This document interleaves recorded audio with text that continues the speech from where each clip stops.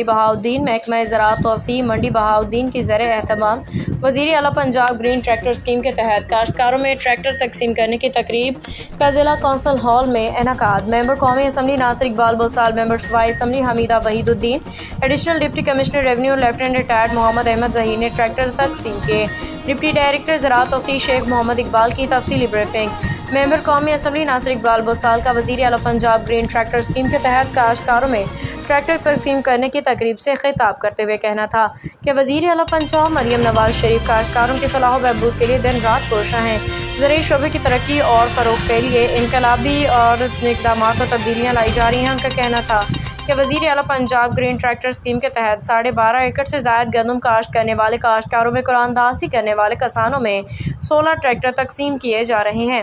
ان کا کہنا تھا کہ موجودہ حکومت کا عزم ہے کہ کسانوں کی معاشی ترقی اور استحکام کے لیے زیادہ سے زیادہ ہر ممکن اقدامات اٹھائے جا رہے ہیں جس کے دوررس نتائج برآمد ہو رہے ہیں۔ ان کا کہنا تھا کہ جیتنے والے کاشتکار ان ٹریکٹروں کے استعمال سے اپنی کاشتکاری بہتر کرتے ہوئے فصلوں کی اوسط پیداوار میں کئی گنا اضافہ کر کے ملک کی خوشحالی میں اپنا کردار ادا کریں گے۔